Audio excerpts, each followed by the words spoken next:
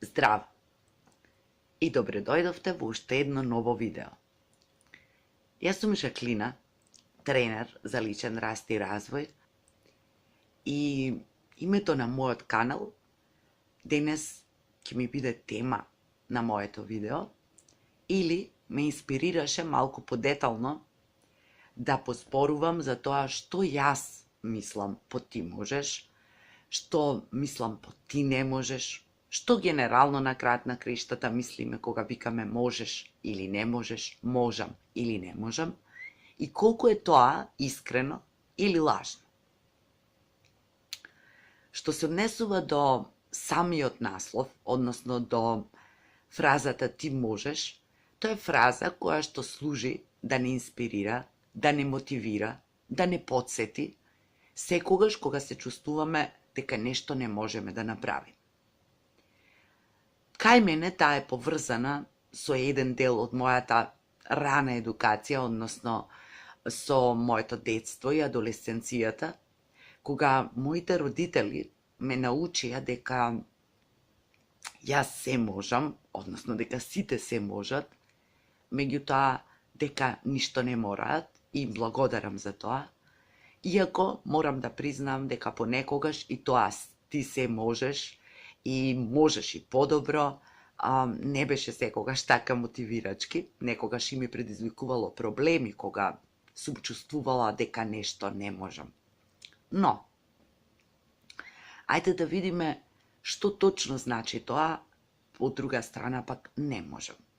Значи, што сакаме ние да кажеме кога велиме не можам, и колку сме искрени кога велиме не можам, затоа што многу често може да најдам на коментари од типот демек сега ти можеш се, па не може се, па никој не може се, па не може секогаш се да се може и така натаму.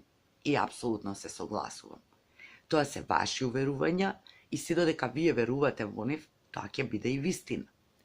Кога јас мислев на ти можеш, не мислев дека ти можеш да го промениш светот, да ја предвидиш иднината, да ги промениш другите луѓе, нивните животи, туку во контекст на она што јас го зборувам и работам.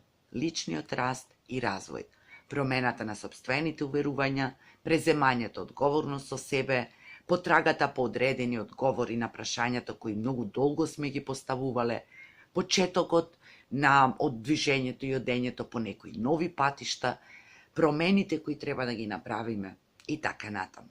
Значи, затоа имам и една објава на мојата Facebook страница со исто име, каде што велам ти можеш и да не можеш. И во ред е тоа. Она што не е во ред е кога да не можеш, ќе ти стане навика. Кога да не можеш, ќе ти стане кочница, и кога да не можеш, ќе трае многу долг период. Инаку, сите во одредени периоди во животот едноставно се чувствуваме изморени, едноставно се чувствуваме можеби збунети, се наоѓаме пред нешто непознато и ново, или сме на вистина истоштени од одреден притисок, товар, предизвици, и многу е човечно да кажеме не можам, но со цел идеја тоа да го промениме, а не да останеме таму заглавени. Ако ти можеш, не е искрено. Ако ти можеш, не работи секогаш. Тоа не значи дека е така, туку дека ние не веруваме во тоа. И дека се додека ние имаме поинакви уверувања, тоа нема да функционира, затоа што не е наше, не е усогласено со нашите, можеби подсвести уверувања, можеби кои некогаш и низ нашите искуства се потврдиле. Но да видиме тогаш колку е пак вистински и лажно или искрено она другото. Јас не можам. И што всушност зборуваме кога велиме не можам?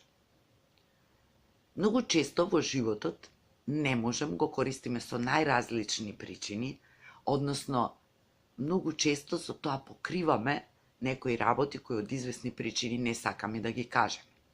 Например, многу често не можам го користиме во функција на не сакам. Кога сакаме некому да му кажеме не сакам, а се плашиме да не го повредиме, навредиме, да не свати погрешно, ние едноставно велиме не можам, затоа што така ни е многу полесно. Кога нешто не знаеме, а сакаме да оставиме добар впечаток, ние грижа за мислењето на другите. Некако едноставно чувствуваме дека ова треба да го знаеме, а ние не знаеме да го направиме, наместо да го признаеме тоа. Затоа што е човечки, нели, нешто да не се знае, затоа што не може се да знаеме, ние велиме, не можам. Кога сакаме да побараме помош, а не го правиме тоа, затоа што имаме некои уверувања дека луѓето кои бараат помош се слаби, неспособни, немоќни, дека ние едноставно мора да можеме се, дека не ни треба ничија помош, дека се треба некако да знаеме и да можеме да направиме сами, тогаш исто така викаме не можам, наместо да кажеме што не можеме, што не умееме, што не знаеме и да побараме помош од некој, за да го завршиме тоа што треба и што можеби не знаеме или немаме доволно време или едноставно ни треба помош. Така што не можам многу често го користиме во ситуации во кои што од известни наши уверувања, дали е тоа страв, дали е тоа срам, дали е тоа потреба да се покажеме во поинакво светло, ние велиме не можам, за да луѓето не сватат поинаку, за да не прифатат на крајот на криштата, нели, за да не ги навредиме или повредиме. Но, што се случува тогаш? Дали сме ние искрени? И зошто го правиме тоа? Кога некому ќе му кажеме не можеш, зашто зборуваме ние и за кого? Дали зборуваме за личноста на која и викаме не можеш, затоа што ние не можеме да знаеме однапред што таа личност може? И зошто го правиме тоа? Како тоа влијае на незината самодоверба или неговата? И што ние зборуваме за себе си? Дали ние зборуваме за себе си дека одредена работа не ја можеме, па поради тоа го проектираме тоа на некој друг? Дали ние зборуваме за своите стравови? Дали зборуваме за она што не го знаеме? Дали од нас зборуваат едноставно искуствата за нашите неуспеси, за она што ние не сме можеле? Па некако, извинете, но се дрзнуваме некому друг, сосем рандом да му кажеме ти не можеш. Истото се однесува и кога некој нас ќе ни каже ти не можеш, па не може тоа така, а што ти се можеш? И така натаму. Не треба да им замеруваме на луѓето, кога едноставно на тој начин покажува дека не веруваат во нас, кога може би влијаат некако на нашата самодоверба, затоа што тие не зборуваат за нас. Тие зборуваат за себе, за нивните стравови, за нивното чувство, за нивното незнање, или пак од личните искуства во кои тие може би не успеале или се чувствувале дека не успеале. Затоа, кога зборуваме за тоа дека јас можам, или кога зборуваме за тоа дека ти можеш, тоа мора, ништо не мора се разбира, меѓутоа, или е искрено, или воопшто не треба да го користиме. Треба да бидеме искрени со себе си, ако не можеме со другите.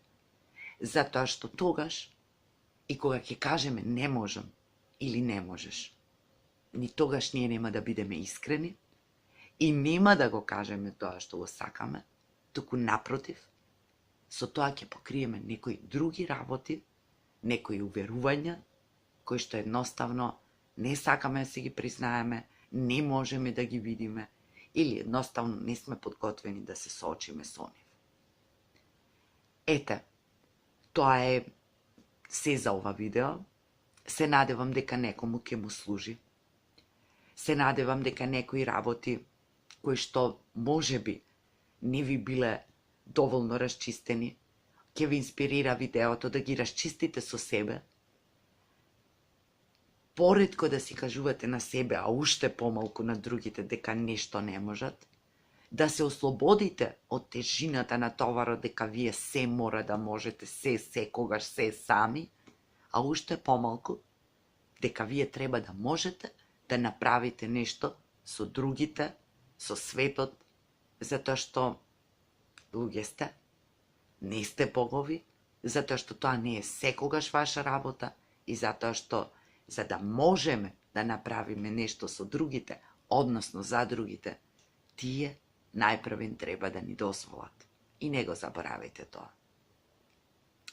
Во контекст на се што досега зборував и како што обично ги завршувам своите видеа, уште еднаш ве подсетувам, немојте никогаш да дозволите некој да ве убеди дека нешто не можете.